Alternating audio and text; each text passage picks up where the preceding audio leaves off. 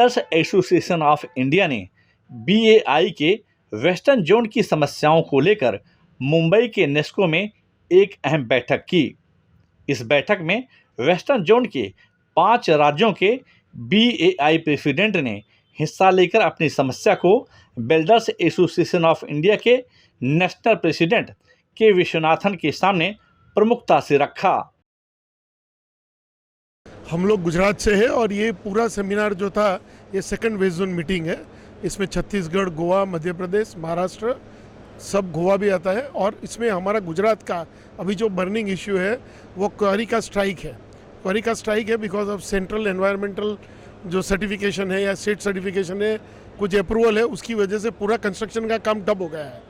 तो गवर्नमेंट का जो भी है कि अफोर्डेबल हाउसिंग करना है, ये करना है, वो गड़बड़ हो जाएगा बिकॉज इसका भी रेट बढ़ने वाला है। जैसे कुछ जीएसटी के मैटर थे जो कि एसोसिएशन ने टेक ओवर किया और उसका इम्प्लीमेंट भी हुआ।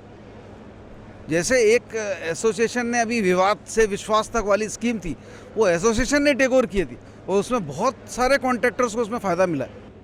हर क्षेत्र में जो नए नए इश्यूज आते हैं उसके बारे में हमने आज डिस्कस किया है। पहली बात है महाराष्ट्र के बारे में, एक बात है कि कॉन्ट्रैक्टर्स को पेमेंट नहीं हो रहा है।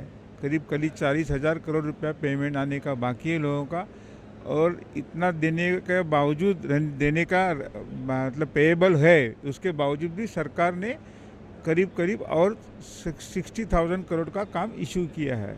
तो आगे जाके ये कहीं तो भी सरकार को या महाराष्ट्र के विकास को भी तकलीफ देगी।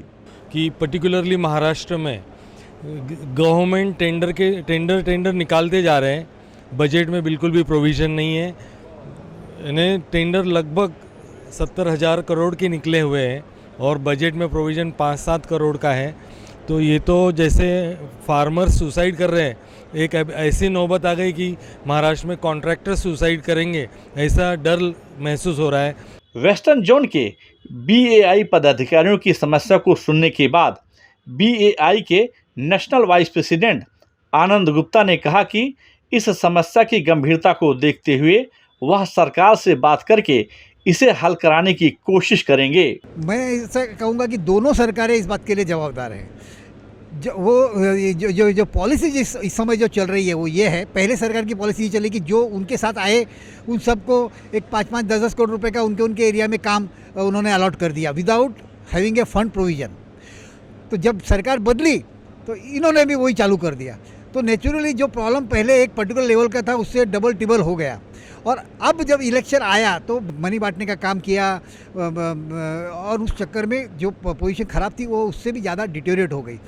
तो नेचुरली ये दोनों सरकारें इस बात के लिए जवाबदार है और इसको मुझे ऐसा कहना है कि कानूनी तौर पर टैकल करने की ज़रूरत है। और जब तक गवर्नमेंट को कोई एक ऑफिशियल हाई कोर्ट या सुप्रीम कोर्ट का इंस्ट्रक्शन नहीं मिलेगा शायद ये बात रुक नहीं पाएगी। और इसके लिए हम लोग भी बहुत कोशिश कर रहे हैं, अंडर लीगल कंसल्टेशन है कि इसका कैसे निवारण किया जाए लीगल वे में। गौरतलब है कि इस बैठक में 5 राज्यों से आए बीएआई के प्रतिनिधियों ने जीएसटी और सरकार द्वारा किए जा रहे पेमेंट में देरी जैसी अहम मुद्दों पर बीएआई का ध्यान आकर्षित किया। Ashok Shukla, live India news, Mumbai.